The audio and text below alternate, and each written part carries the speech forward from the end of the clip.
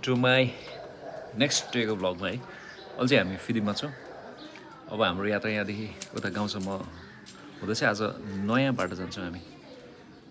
यहाँदेखि ठ्याक्कै फिदिमदेखि उता निस्केर नौमी डाँडा भन्छ होइन। नौमी डाँडा हुँदै अनि हामी चाहिँ उता गाउँ जाने प्लान छ। अब नयाँ बाटो योभन्दा अगाडि चाहिँ त्यहाँ हिँडेको छैन। लेट्स सी कस्तो छ। हाम्रो गाइज सबै रेडी छ।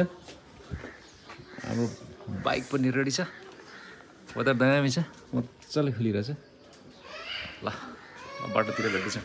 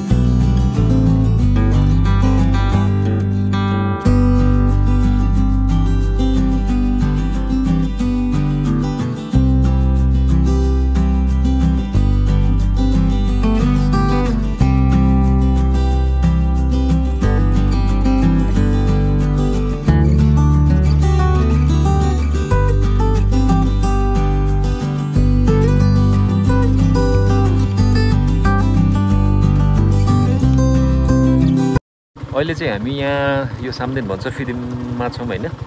यहाँदेखि यता गयो भने चाहिँ झापा छ, झापा जान्छ। अब हामी चाहिँ यो बाटो हुँदै उता चोकमागु हुँदै हामी गाउँ जाँदैछौँ। यताबाट फिदिम आउँछ। अब हामी यो बाटो चाहिँ हिँडेको थिएन। अब फर्स्ट टाइम हिँड्दैछु। कस्तो छ बाटोले चाहिँ राम्रो हुन्छ होला।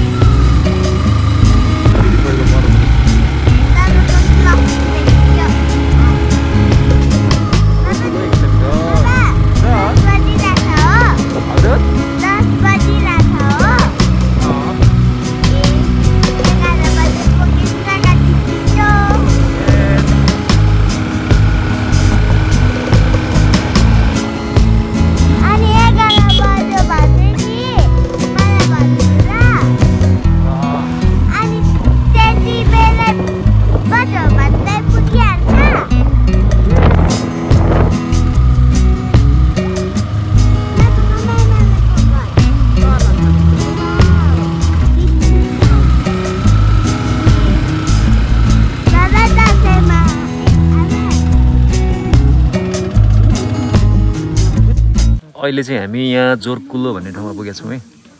यहाँनिर पुरा बस्ने ठाउँ चौताराहरू बनाइदिएको छ। अब यहाँदेखि हामी अगाडि जान्छौँ यतापट्टि। यहाँ फिदिमदेखि नजिकै छ होइन। यहाँ चाहिँ एकैछिनमा आइपुग्दो रहेछ। बाटो पनि राम्रो छ, पिच गरेको छ। अब हामी यहाँदेखि त्यत्रै गएर उता नौमी डाँडा भन्ने ठाउँमा निस्किन्छौँ।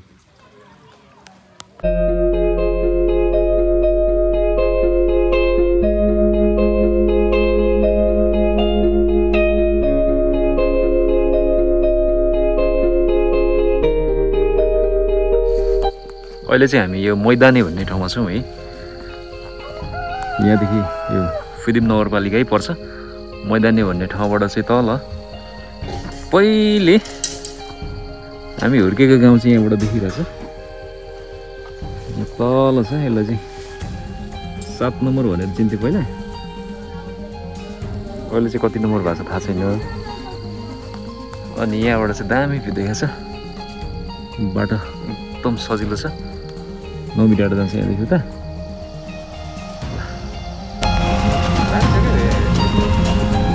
सिलौटी डाँडा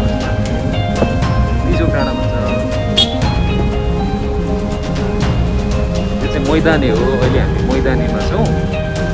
मजाको ठाउँ छ क्या। अहिले बाटो पुगेर यस्तो दामी भएर छ। नौमी डाँडा हुन्छ है उपारिको चाहिँ। अहिले हामी त्यहीँ निस्किन्छ।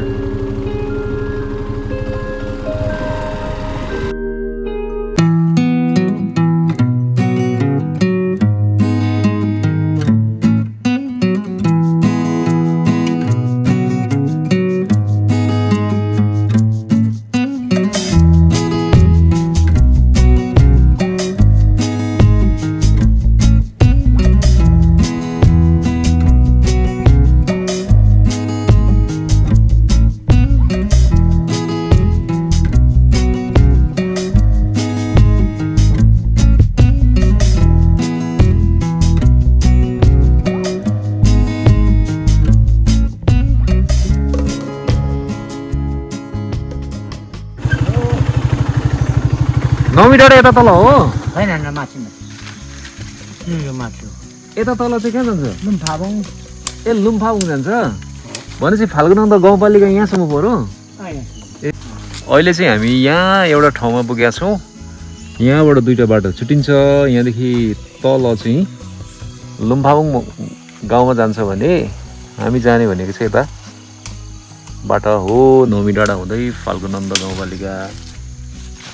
बाजे हजुरको यतै हो? मेरो यहाँ पर्तिर हो। ए भनेपछि अहिले हामी चाहिँ यहाँनिर ठ्याक्कै सिमानामा छौँ। यहाँसम्म चाहिँ फिदिम नगरपालिका पर्छ। त्यहाँदेखि हामी उता फाल्गुनन्द गाउँपालिका लाग्यो।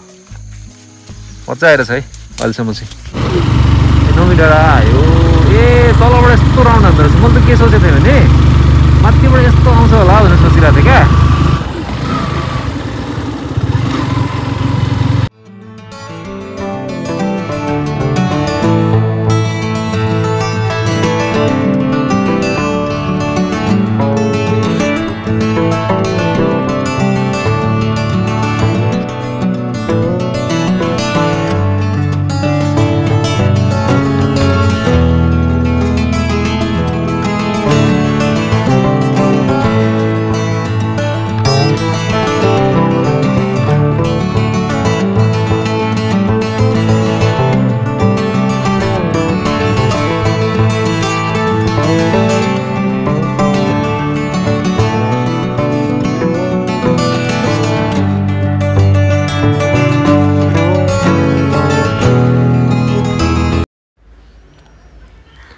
हामी यही बाटोमा चुकेको रहेछौँ क्या। तेर्सो होला भनेर हामी तेर्से भन्यो। खासमा बाटो चाहिँ माथिबाट रहेछ क्या।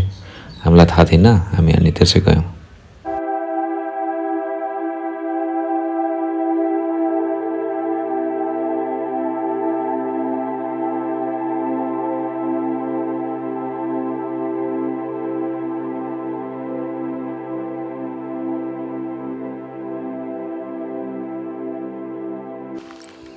अहिले चाहिँ हामी यो ठाउँमा आइपुगेका छौँ। यहाँनिर पिङ पनि मजाको काठे पिङ पनि राखेको रहेछ। अब यहाँबाट दुईवटा बाटो छ क्या। एउटा यता जाने बाटो छ, एउटा यता जाने बाटो छ। यहाँनिर चाहिँ सिलम साकमाको स्ट्याचु राखेको छ। अब यो बाटो जाने हो कि यो बाटो हो भन्ने कुरो चाहिँ कन्फ्युज भएर म यहाँनिर सोध्न गइरहेको छु। हाम्रो बाटो चाहिँ यतै रहेछ। अहिलेसम्म बाटो पुरा अफरोड छ क्या। हिलो छ होइन? हिलो छ।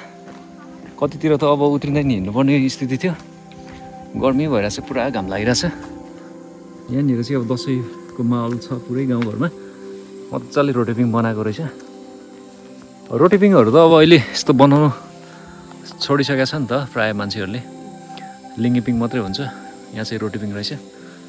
मजाले बनाएको छ है। अति नै मेहनत चाहिन्छ यसको लागि है। काठहरू के हो? प्रिङ्कर्स। ओके। बडो घाम लागेको छ टन्टलापुर। अब हामी यता जान्छौँ, पानी खान्छौँ अनि यता जान्छौँ। गाइज यो आफूले थाहा नपाएको बाटो चाहिँ कहिले पनि झुकेर नहिँड्नु रहेछ क्या। कहिले पनि नहिँडेको बाटो चाहिँ कहिले नहिँड्नु रहेछ। हामी यो बाटो कहिले पनि हिँडेको थिएन। यस्तो ठाउँमा आइपुगेका छौँ। यहाँनिर बाटो पनि छैन। पहिले चाहिँ गाडीहरू कुद्थ्यो अरे यो बाटोमा। पहिरो आएर चाहिँ सबै के अरे बाढी आएर सबै बाटो बिगारेको रहेछ। अब हामी यहाँनिर यस्तै ढुङ्गा बिछ्याउँदै जानुपर्ने अवस्था लास्टै दुःख पाइयो है अति दुःख हैरान भयो कतिखेर घर पुग्नु जस्तो भइसक्यो ल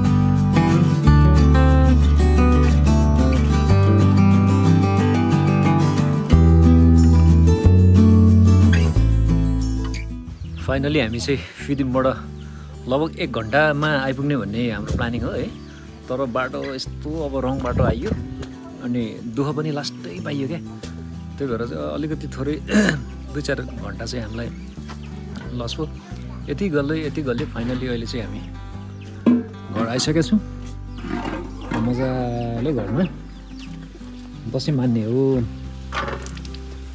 घरबाट दामी भ्यू देख्छ है यता चाहिँ पारिपट्टि मजाको डाँडाहरू देखिरहेको छ उतातिर यहाँसम्म हेरेर हामीलाई एकदमै साथ दिनुभयो है आजको भ्लगबाट चाहिँ अब हामी बन्द गर्छौँ किप वाचिङ किप सपोर्टिङ है त